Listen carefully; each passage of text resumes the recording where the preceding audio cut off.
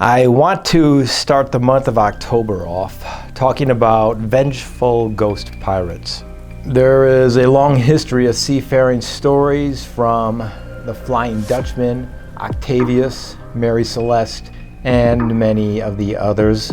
So I'm going to go with the crew from the 1980 movie The Fog. In the 1800s, there was a wealthy sea captain named Blake, whose boat was named the Elizabeth Dane, and it was a clipper ship, which was a type of 19th century merchant vessel designed for speed to deliver assorted goods. During their travels, Blake and his crew contracted leprosy. They had made quite a bit of money, so they decided to find a port in order to settle down and try to deal with their disease.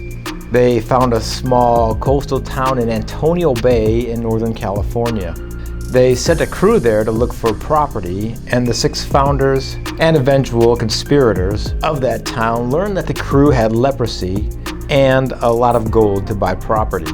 The townsfolk did not want a leper colony nearby, but those 6 conspirators did want the gold in order to invest in their town and make themselves rich. Those conspirators knew that at certain times of the year, each night a thick fog would roll in, so they informed the crew that people were afraid of leprosy. Pulling into a port farther down the shoreline, no one would notice. And to safely navigate through the fog, to follow the light from a small bonfire they would have on the shore.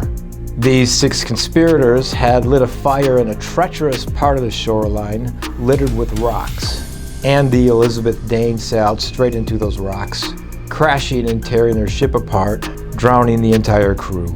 As Blake was going under, realizing that he was set up, he may have pleaded with whatever gods or devils that he worshipped to give him revenge.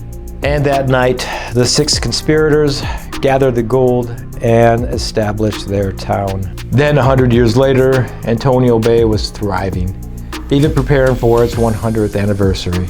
On the eve of that event, an old man tells a story about the Elizabeth Dane and how fog rolled in. And seeing a campfire on shore, they headed to it, crashing into the rocks, killing everyone aboard. Maybe that story is passed down from ancestors before him who knew that the ship had crashed on the shoreline, but not how that the crew was betrayed for their gold. As midnight strikes, paranormal events occur all at once around the town for 1 minute. In a church, a piece of rock crumbles from the wall, and the town priest discovers his grandfather's diary, which goes back to the 1800s. It explains the story of the Elizabeth Dane and how his grandfather was one of the 6 conspirators. There's a woman named Stevie, owns a lighthouse where she broadcasts a radio show, and a radio broadcast from a lighthouse is just really cool. The following evening at sea, a strange glowing fog surrounds a fisherman's boat. They're stunned when an old wooden boat pulls up next to them, and through the fog they can see the ghost crew of the Elizabeth Dane.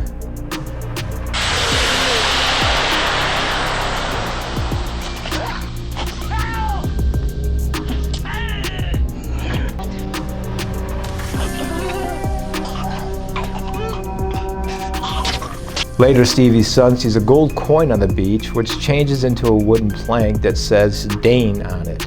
He shows his mom, who takes it with her to the lighthouse. While playing radio intros on a cassette tape, the driftwood begins seeping water.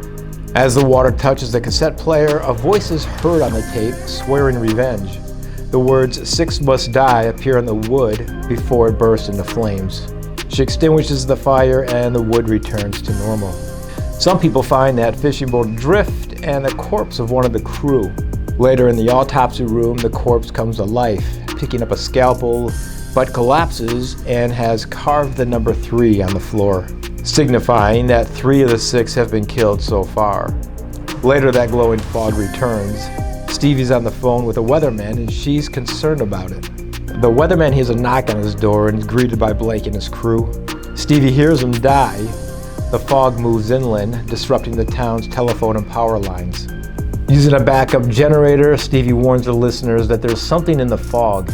Her home is near the water and her son is being babysat. The fog engulfs it, and the babysitter hears a knock.